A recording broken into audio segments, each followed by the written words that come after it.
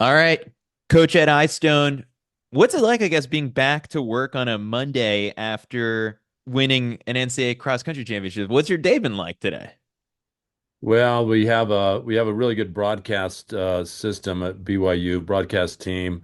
Um, they had us on for their Sports Nation, which is kind of a countrywide program that goes out on the KBYU. So it's fun. The women's team was there. They had a 15-minute segment. I was there with three of my athletes. We had a 15-minute segment on that. Um, been scheduling a lot of celebrations as we should when you win a national championship, taking a lot of congratulatory calls. I mean, my phone, after the race and Sunday, continued on to Sunday, had literally hundreds of messages from really good friends out there that some of whom I hadn't talked to since the last, big thing happened. But it's really nice and people happy for you and you realize how much love and support and following that you have in times like this. Sometimes you wish you had that same kind of love, following, support, and texting when things don't go so well. Which, if you're a coach, you're never going to be 100% on it every year in and year out. But this has been a good year for BYU cross country, BYU track and field in general. So it was a nice way to cap an amazing 2024. Yeah, so I sure did let off by saying congrats. It's been 48 hours since the race. Yeah, you just held up your phone and it's like the results page is right in front of you. Oh, How yeah. how have the feelings been processing, winning another national title over the last 48 hours? And, how much have you been looking at those results and at this point? Well, it's certainly gratitude that we were able to pull it off, and gratitude and admiration for my team and uh, the poise that they showed and just the way that things sorted out. I mean, that was if you would have told me going in that um, any number of things. I mean, it just goes to show you that sometimes you can have a less than perfect day, but things still turn out okay and it begins and ends probably with the depth of your team and the build of your team to be able to weather these imperfect days. And we certainly, going into it, I thought, man, we got to really hit it out of the park, and maybe a couple teams have to have some hiccups for us to win it.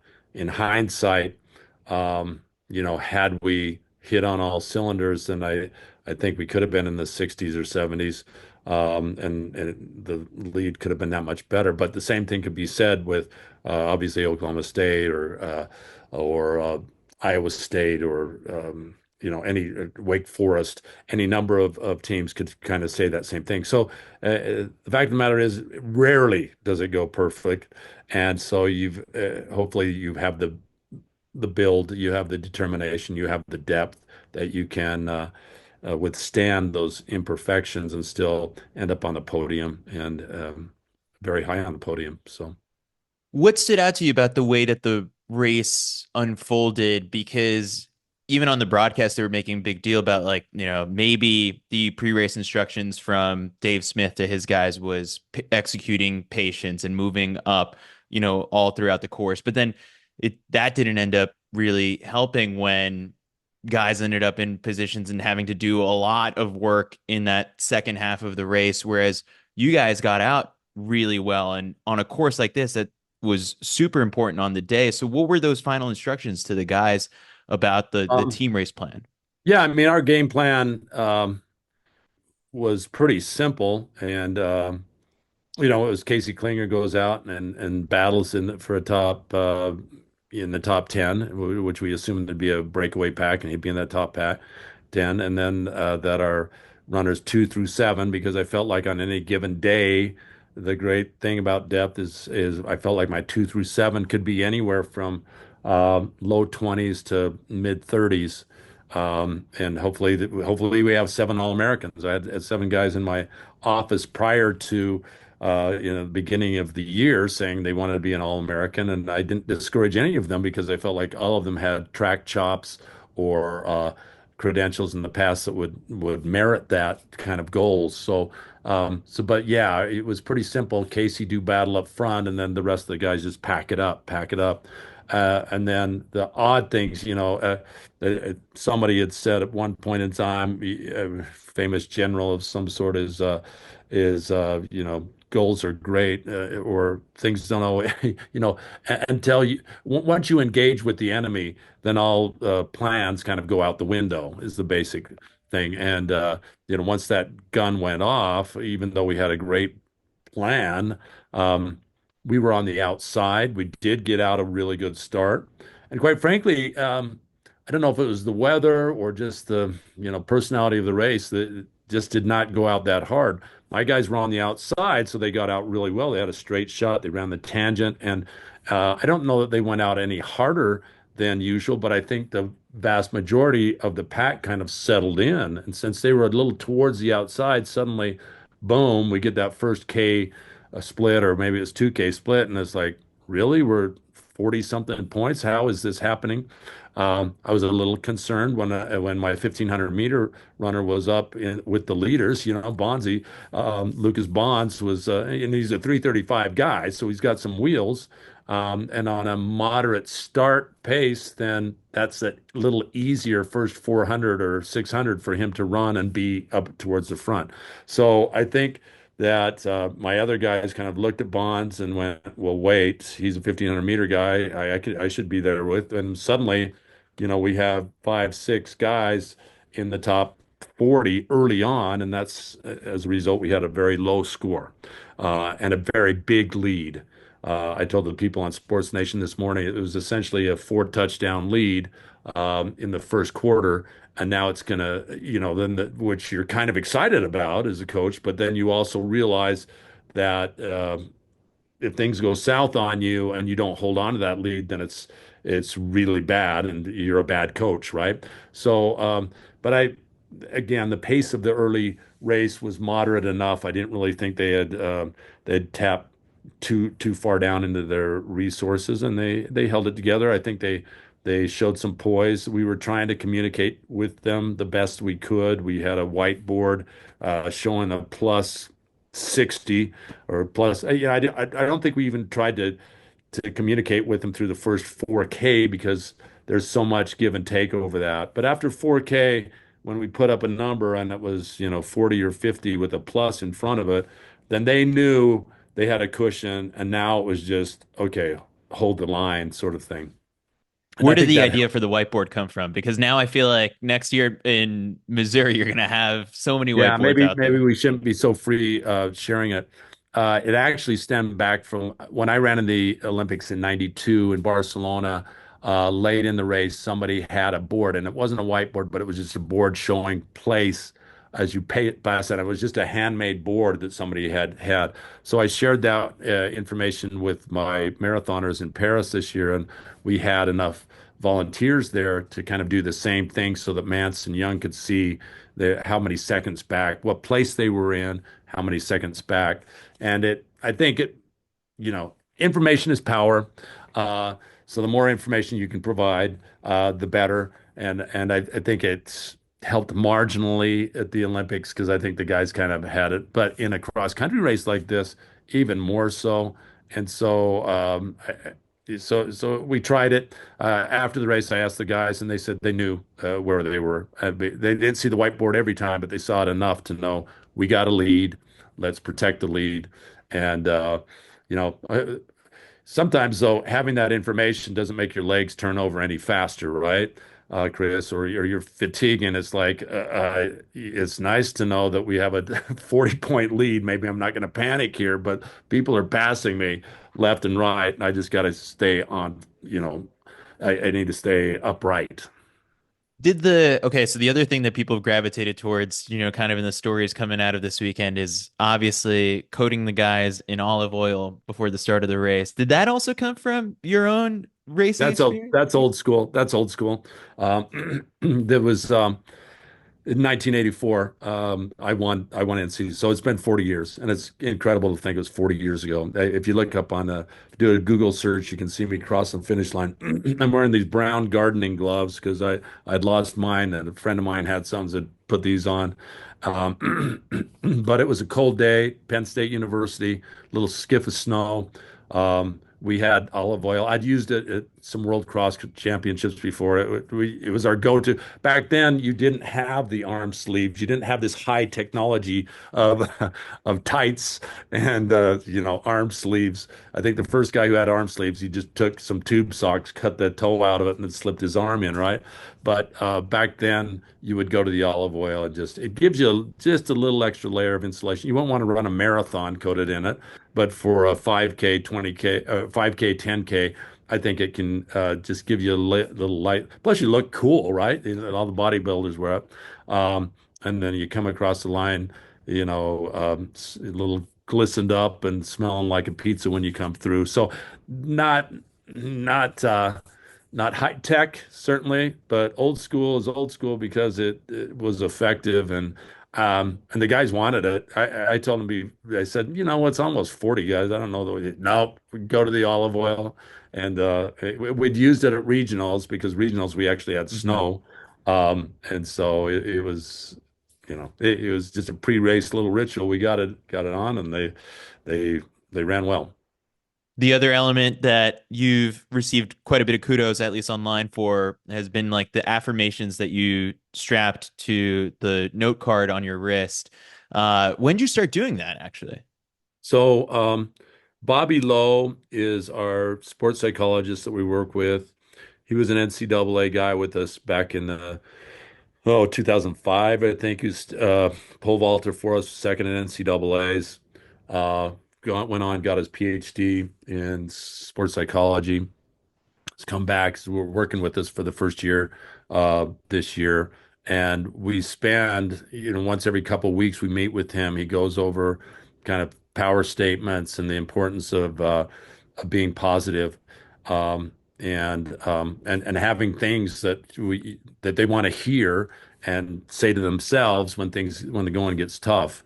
And so they come up and we've gotten enough detail in it now where sometimes the power statements, it won't be the same one throughout the course of the race. They say, hey, the first K, I want to do this. The second K, the second lap, I want a different thought going through my head or whatever. And it came, there was, if they had three or four each and you got seven guys, you're not going to remember 28 things. So Coach Ryan Waite, my assistant, he ordered up I don't know where you get off of game day or something, Nike game day. The next thing, so he brings to the conference meet these, the quarterback cheat sheets.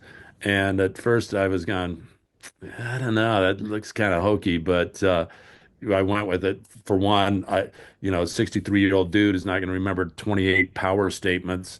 And so I was happy to write them down, and they've really come in handy. Now, do you always hear when you're running by? Probably not, but I think there was enough positive interchange and communication that they occasionally would hear what they wanted to hear, and it made us feel like we were doing some sort of job, which is justifying our existence, and all of those things. So it was kind of fun, I think at the Big 12 meet, I think we got some good-natured ribbing, and he said, "Hey, it is what it is. What it is." It's And working. maybe a few other people wearing them next year. I don't know. And we're not trying to start a trend. We're just trying to get our job done and continue to be relevant. All right, so this is the first time since 2004 that a school, sweeps both team titles. Obviously, separate programs with, Coach Taylor leading the women's side and quarterbacking the men's side. Uh, a lot has to align for that to happen for a school, and when we look at just sort of like the blueprints of how these teams came together over the years, what similarities, I guess, like jump out to you about, either both the way the teams are run or then at the same time, just like the athletes that you guys have recruited to BYU?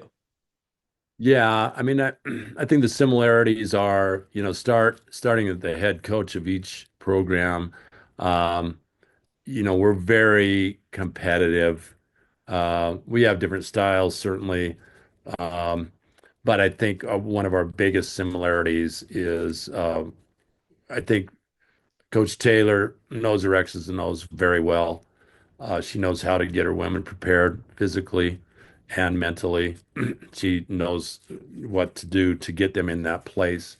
Um, I feel like I'm pretty good at that as well, just from my years of experience as an athlete and as a coach. Um, and we're both really not satisfied if we feel like, we want to win. We want to win badly. We don't want to win badly. We want to win in a good manner. Um, but we crave that, and when it doesn't happen or we come up short, then um, we want to improve. And I know Coach Taylor is an excellent recruiter, and we've tried to bring the best people to the university that are a good fit. We acknowledge BYU is not for everybody, or they think it's not for everybody. Usually, when we get them on campus and they realize, no, this is different than what I'd been led to believe this campus is, they immediately fall in love with it just because we're surrounded by some amazing people, amazing support, amazing teammates. And so I think it's just a matter of giving BYU a shot. It's that we have an honor code, we have a strict honor code. It's different than a lot of college experiences. But I think people find that it's not like we're walking around, feeling holier than thou. It's just that we are sponsored by the Church of Jesus Christ of Latter-day Saints, so we adhere to the honor code that faith has, and it's amazing because I've had a lot of good individuals who are great fits here and that do not are not members of that particular faith that have felt like, man, I'm able to avoid a lot of distractions and I'm able to come into a culture, at least not, on the men's side. Coach Taylor has her own culture. We have our own culture, but the culture that we have built is one of acceptance and support and hard work and consistency. And I think people are seeing that you get in the right system without the distractions and um, and get the consistency in, then you're going to get good results on the backside. And I think our Olympians showed that this year. I think our teams have kind of, over the last, 8 to 10 years particularly, have put ourselves in positions to be in good places.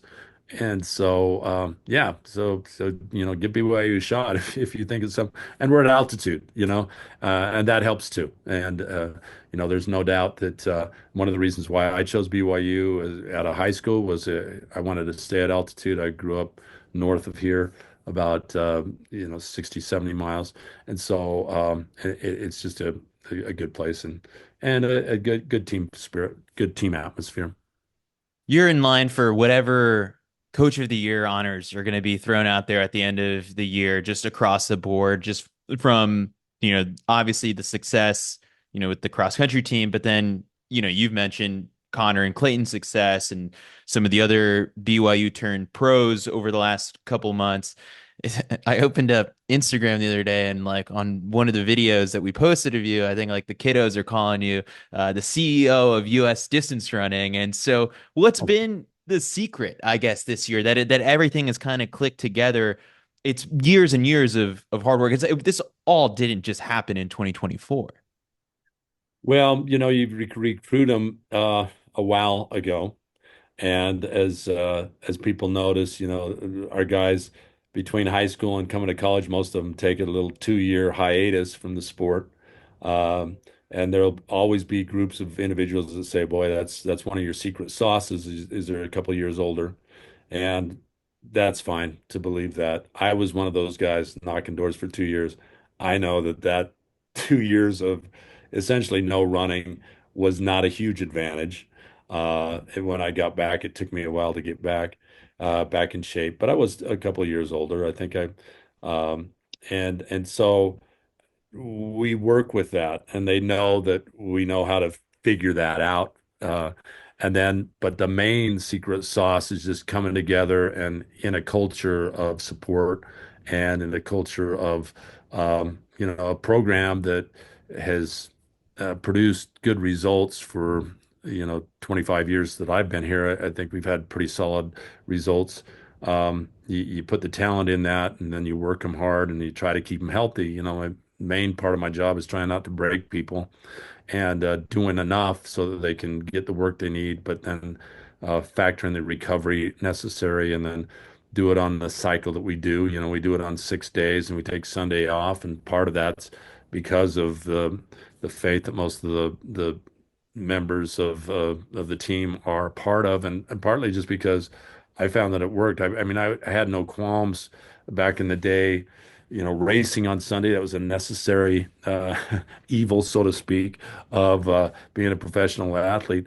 But I did feel like taking a day off gave me a nice break to my week. I'd worked really hard, and I'd run 120 miles on 6 days, and then take a just try to stay in bed most of the day on Sunday, right? The day of rest. And I think that added longevity to my career.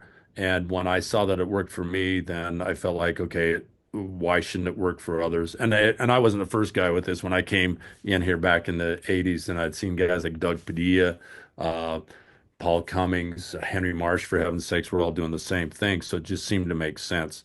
And I think the guys get in the program, and with the culture and the support and everything, and we get in the system. And there's the only magic thing about running is consistency. So consistent competence equals eventual excellence.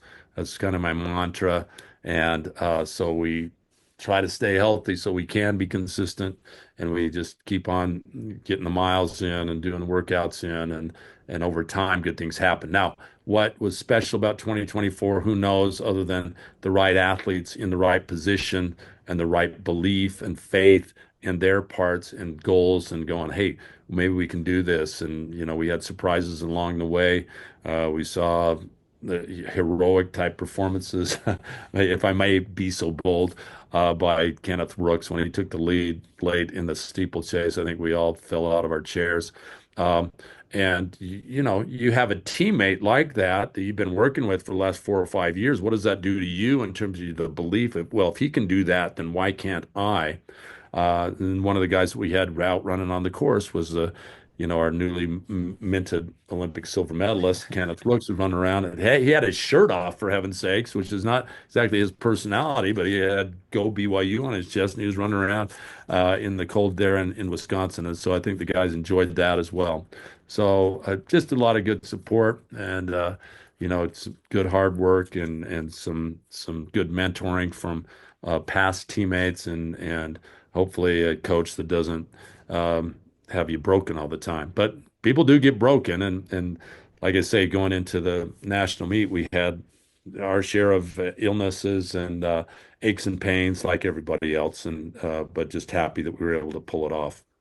On Saturday, in one of the post-race interviews, you called this like a dream come true. And you've been coaching for 25 years. Like, Yeah. how often has that dream kind of changed over time? And for this to, how big of a box was this for you to check? Because you've already done Well, it before. Yeah. yeah, yeah. I mean, we won in 2019, and really with the normal distribution of great high school talent, it gets watered down. You can't get them all, and they're going to go different places, and the timing of our missions are kind of screwy too. Think how things could have been had Danny Simmons not decided to go straight on his mission and come here. I got to believe he would have been in my top five, right?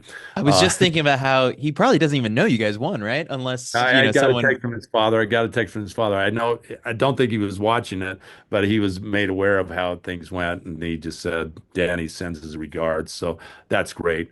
Um, so the timing of everything is kind of like juggling. You got to keep the balls up in the air as best you can, and know that you're going to have people coming back, and even though we're losing a few, we got people in the system who now are in wherever, Hong Kong or Guatemala or, uh, in Danny's case, Atlanta, Georgia.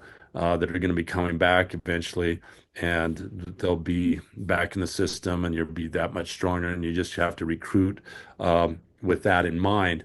Um, and so, yeah, so that's what that's all about. But in terms of a dream come true, I've had other really amazing years where, we've gone to the meet and it hasn't turned out as well as we would have liked, where we thought, oh, yeah, we got a shot for the title and we ended up, back.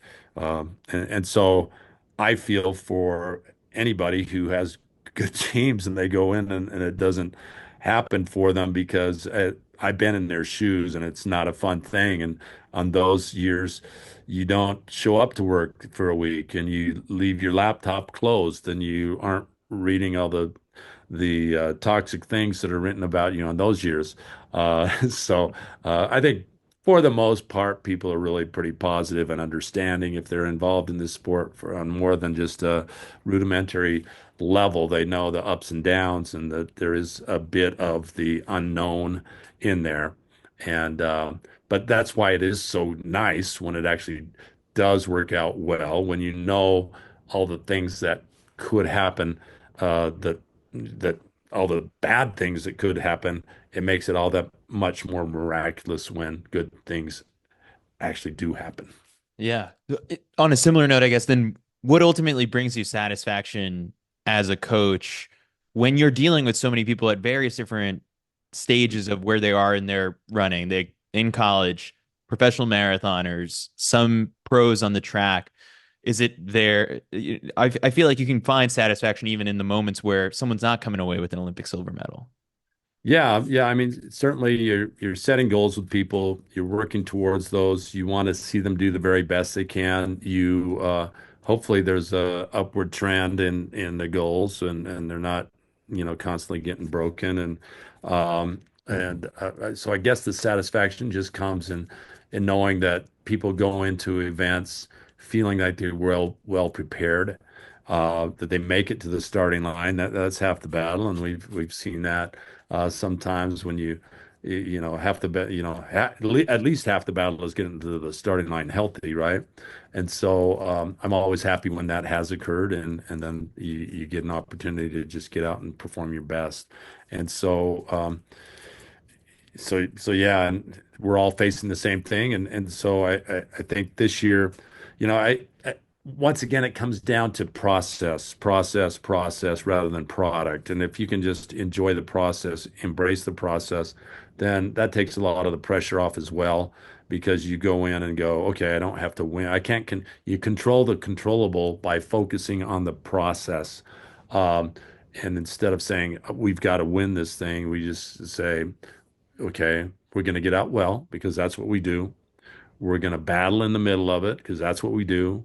We're going to pack it up as best we can because that's what we do. And all of these things are process statements. And then I'm going to win my race over the last 2K. I'm going to finish strong and win my race. That's identifying the race that you're in, whether it's in the top five or racing for 15th place, that pack of eight guys, or racing for 45th place, wherever you are, win that race, beat those guys that are around you. And all of those things are process sort of situations and decisions that you're making. You do all of those things, then you cross the finish line, you look up at the scoreboard and you see Iowa State has five guys ahead of you. And so they're at the top, but then your fifth guy comes in right behind that Iowa State guy and they count yours, and then boom, you're back up at the top again and you win by 13 points. Yeah. I mean, it's epic how it all unfolded. This is a very fun question I asked Mike Smith 2 years ago, I think, after he'd won. And it was, what is he like the night before one of these races? So I'm curious, like, what you're like. He watches Armageddon the night before every single one of Oh, the NCAA cross country championships. How do you go to bed the night before the biggest race of this cross country team season? um, yeah, I forget what we even did. I think as a team we went out to Red One or something like that. And wasn't great. We had an option. We could have gone to Wicked, which some of the guys aren't real musical theater buffs, so that was not thing. We Gladiator 2, I think it just opened, uh, and some of the guys weren't comfortable going to that, or they didn't really want to. And so we chose Red One, which was kind of a stupid Christmas movie with The Rock in it. Uh, Wait, this is but the night before this well, championship? I think we actually did this. We may have done this on Friday. No, I think we did this on Thursday. Okay. So anyway, that kind of set the tone for the whole thing. You know, at the end, the guys gave kind of a mock applause at how cheesy the movie was. My wife was with me, Lynn, and she has a tender heart. She got a little emotional at the end of it. I was going, "This is a rock movie, honey. We don't need to cry," but she's great, and and so that was fun. Um, and then I think, the night before you just go out to eat as a team. We've kind of switched our our pre-race prep in that I'll meet with the guys individually throughout the course of the day and say, okay, this is what we got to do. This is a plan. Are you good with that? What do you think? What are your thoughts? I think if we finish here, we can score X amount of points. And what are your power statements? And we write those down. So, and that's, okay, well, where do you want to hear those? That's awesome. We do all that over the course of the day, earlier in the day. And then rather than having a big devotional after dinner where people get weepy and or the express their love for themselves for each other's and get have the emotions of that, we just keep it short and sweet, meet, give out race numbers, bib numbers, give out logistics. Okay, we're leaving for the course at 8 o'clock. Get breakfast. We got breakfast moved to 6 o'clock up at that. So it's very kind of business-like. Okay, Jacob Stanford, give a prayer. Let's do a team cheer. Out the door, get to bed. Don't think about the race much until the morning. And so we keep it kind of a very tight business meeting. And there's been years past where we didn't do it that way. We got together, we showed our love for us, and man, I'm gonna take it to the wall for you and run through that. Some teams, I think sometimes we overdo that. Um, and but I think you're better off just kind of keeping it chill, and then knowing what it is that you need to do, reminding everybody, and then the morning up, kind of the same deal. Guys, get up, have breakfast. Okay, let's load the vans. Let's go. Here we're at the tent. Good. The guys have a pre-race ritual. They like to prop their legs up an hour out, let the legs drain, so to speak. Listen to they have their own song they go to. And then it's out, do their typical warm up, the same warm up we do before our workouts, and and then they're race ready, and we'll do the kind of the same do a last little run out, gather up, have some last instructions, team prayer, team cheer. Let's get it done. See you out there, have fun, and usually a reminder to have fun, because that's why they got involved in the sport to begin with. Casey's one of those guys who's been part of many iterations of this team, I guess for the last, was it 8 years, right? Yeah. How have you seen him evolve as a leader in those 8 years and change? I think he's always been good. I mean, as a freshman, I think he was our first guy home at the NCAA's in whatever his freshman semester was. He went one semester right out of high school. Then he went on his LDS mission for 2 years in Hokkaido, Japan, up in the Sapporo, up in the northern part of Japan. Was there for 2 years and then came back, getting back just in time to start the winter semester, that winter spring, what we call winter spring semester. And so in returning, then he obviously would redshirted when he first got back for that uh, season, and then he was just, let's go. But over that time, he came in as a pretty mature, two-time NXN champ. I think the very first one that had won it twice. So he came in. We knew he was the Danny Simmons of the day, so to speak. We were happy to get him. He wanted to be part of the team and experience that before going on his mission. Danny chose to go straight out. Um, and and then when he came back, he had another level of maturity from, when you're out on your own, out of the country, having leadership opportunities and doing missionary work, which is a lot of service and also a lot of proselyting and a lot of rejection, uh, and uh, and then a lot of growing, from because you're away from mommy and daddy, really for the first time. and in a foreign country for the first time, and trying to live off a budget for the first time, and doing all these things. So having those 2 years of experience, it's phenomenal when you come back in terms of experience. Fluent in Japanese, and boy, when he goes out in the business sector, that I got to believe that's going to come in handy. Um, but you're away for 2 years from that competitive grind, and that just the aerobic training that one usually does. There's a certain amount of walking around you do, and that can keep you from getting fat. And I think usually if you go to Japan, you're not going to put on the pounds like you would in some other parts Yeah, of the that's what world. the Wall Street Journal headline, I think, on Connor and Clayton was Yeah. these guys went away for 2 years, came back 30 pounds heavier.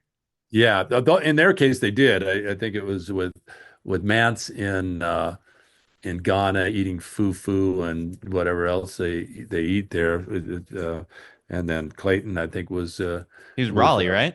yeah, he was in Raleigh, but he was Spanish speaking, so he ate a lot of good tortillas and good stuff, the good stuff. And when you're not running, yeah, you come back and your face is a little bigger than it used to be. But they get back in shape, and then it's once we get them back in shape, yeah, they've got life experience, and I think they also have a little perspective on life a little bit that hey, I've seen what it's like, and a lot of the demographics of where you are assigned as a missionary are less than what you experienced, growing up in a kind of privileged environment. And for many of these guys in Utah, and they haven't they've been around the world and seen what developing countries, the poverty that and the people can live in and get by in. And so I think it gives you a great worldview and perspective of just life. And when you can get back in shape, hopefully, then you have kind of that to go on. Plus, many times you have a language skills that you didn't have before too. So it's a great experience for the guys. And I haven't gotten to the point where I've discouraged anyone from going who feels like that's their calling, and it's nice for them to do that. And it's nice, but it's even it's also very nice when they come back, and we get them back in shape. For you, I guess, coaching style wise, like in the last 5 years and even between the last two titles, there's been so many advances in coaching, techniques. Everyone's doing the double threshold and the lactate testing. And from speaking to enough of your guys, like, Clayton and Connor, just sort of how you've kept it fairly traditional this whole entire time. Has your Yeah, coaching style or like approach changed much in the last 5 years? I think it's changed a little bit. I mean, this is really the first year that we started doing the double thresholds, and it was because so many of my guys had read so much about it and were so intrigued by it, and just felt like that was the way to go. But you're also walking as a coach the tightrope of wanting to keep people healthy and being conscious of that. And then also when you've had success running a certain system, it's difficult to get away from that. But I felt like, and now also on our 6 day schedule, it makes it a little bit more difficult to maybe take the time. Typically, if you do a double threshold, often you'll do a couple day recovery, and then do your second workout of the week, and then getting the long run in, and then having Sunday as the natural rest day. It can cause for some change, and you have to be creative about that. But I think we approached that this year by doing the double thresholds early in the week, without giving specific details. So I'll just say we opted to do it early in the week. Many times on the weeks when we were racing, would do it on maybe a Tuesday, and then often the races were on Friday. So it actually worked pretty well. And we also felt like we were going in a little bit fatigued into the race. So and then on a lot of the other weeks we would do it. So it was more of an every other week double threshold thing. So I think there's been some nice variation, a little bit, and sometimes the variation is just to kind of fool people into thinking, okay, at least we're doing something new and different, when actually it's not a whole lot different than what you were doing, but they think it is. And so the callousing effect maybe is just a different enough that that they are feeling like, that it's working. But, we saw some good results from what we did this year. I think we'll probably keep it in. I haven't really implemented it that much with my pro group, with my marathoners, but I've got some ideas for things. In fact, I was talking to Connor Mantz about ways we could kind of incorporate that, and he's always excited about working harder. No Connor Mantz, surprise. yes, yeah. Connor Mantz would probably embrace a 6 day a week double threshold if it was up to him. Um, but that's one of the things that makes him great. He likes to work hard. Two more quick things before I let you go, because I know we're limited on time. One of the key things that was brought up, I guess, in the pre-race press conference with a couple of the coaches was just sort of like these changes that are coming to the NCAA, and it was a little odd to watch, four of the top cross country coaches in the country admit that they were rattled and nervous and scared for, the future of what cross country could look like very soon. Where are you at sort of like in terms of preparing for these changes? And it's like, I think I've had enough chats with a couple coaches where it's like, no, the top coaches have been, taking a couple preemptive measures where it's not going to be like this vast change from one year to the next. And, I guess where are you at in terms of all of this? Well, I'm grateful because as the director of the entire track and field program, I feel like our women's side is going to be fine. I think we're going to get full numbers in that, and those full numbers are going to be in keeping with the Power Four conferences of the 45 and 17. So I really feel like that's, unless they've changed their mind on that, I think we're going to be given a full shot. Now, that's still going to be different for us because in the past we've had the luxury of having 60 plus on our roster in for track and field, and cross country is a subset of that, right? Um, so there will be some trimming of the roster for sure, which is unfortunate because that's opportunities. Um, Unless there's some pushback, and I've heard rumblings that there is pushback and a wave of individuals that may do countersuits or whatever, but we'll see. But I don't know that that is going to happen. So on the women's side, I think we're going to be in a good place. I think on our men's side, our administrators are very track and cross country friendly. Obviously, 5 minutes. In fact, the reason I was a minute or so late getting up with you is I just had a visit with my athletic director. I took him an NCAA mini trophy and said, thank you, Tom Holmel, for being such a big support and advocate for track and field and cross country. We appreciate what they've done, and just said I'd like to deliver some more of these. And the if you could do your best to to keep us at full whatever that is, whether it be 45 and 17. Now, the closer we can be to that, the more relevant we can continue to be. Because the last thing you want is to be at a competitive disadvantage, especially when you're at a school like BYU that has some resources.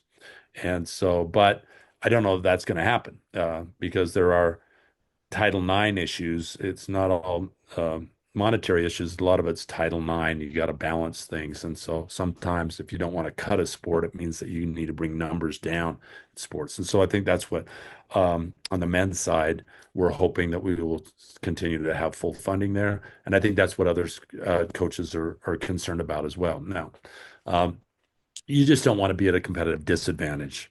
And one of our advantages in the past is our administration have given us their blessing to have pretty big rosters because a lot of people want to come to BYU. For one, the tuition is inexpensive. For two, BYU is BYU, and if you feel like it's a good fit for you, then you don't mind coming, or you're excited to come because they have to turn away a lot of people who want to come. And so if we can get them get into BYU free card because of their running talents, and we've been able to have great development by having big numbers and then developing those numbers. And it looks like, it looks like those numbers are going to come down, and that will have an impact. But I am optimistic enough to believe that the sport will continue to flourish because running is cool, and running is fun. And people that are going to continue to love this sport, and we just want to continue to be able to put a good product out there, um, year in and year out. And I think we can. We're going to have some up years like we've had this year, and we're going to have some down years, rebuilding years, and whatnot. But as long as we have a system and a culture in place, and we get the right kind of talent, and we get enough numbers that we can develop talent, and I can get these guys off their missions without them being too out of shape, and I can get them back in shape without breaking them, then I think we're going to continue to produce good results. Final thing, Coach Eyestone, is Isaac Wood finally allowed to pick you guys for the win? Like, I feel like this is a Yeah. unspoken rule that he's got where he's not allowed to pick you guys because it's the little extra motivation or chip on his on the shoulder that for you guys to go in and win the whole thing. Yeah, well, we love Isaac, and I told him after, I actually tracked him down and gave him a hard time about not ranking us. He said, "Let me show you my true rankings. I Yeah, have you right. guys number one." But he wants to be, he takes his job as a reporter very seriously. He wants to be objective in it, and maybe he would have been more honest with his objectivity if he would have just said who he felt like in his heart was going to win, which was us. And that's we love Isaac, and he's such a great resource. And the other thing I told him is, hey, dude, you were on this team 5, 6 years ago when we were recruiting some of these guys. So part of this trophy goes to you as well. So but he's doing great things at the JC level. And what now we would love him to do is to be able to continue to fund the top JC program in the country, because we're going to have to say no to a lot of kids, and we're going to have to get them coming out through the JCs. So what I think the NIL, the thing is going to affect is, I think there's going to be probably a trickle down where we're all going to have smaller rosters, and that means some people are going to have to go to other places, whether it be D3, D2, JC route, and then unfortunately, we won't have them for 4 years. We'll have to take them, develop to other places. And if Isaac can continue to develop them well at Slick, and or fifth years, get on the transfer portal, I think you're going to see more coaches utilizing that. And then, of course, we've also seen coaches that are going the international route, and that's fully within the rules and stuff. And coaches will do what we need to do to try to be successful in the environments that we have to work in. Well, Coach, congratulations on all of the success this year. I've got a whole nother overrated, underrated segment that we've been doing with a bunch of coaches, but I'll catch you at the coaches convention. We can go through it there. But Okay. thanks again for taking the time after an incredible weekend in Madison. Okay. Call me anytime. Appreciate you. All the best. You do a great job.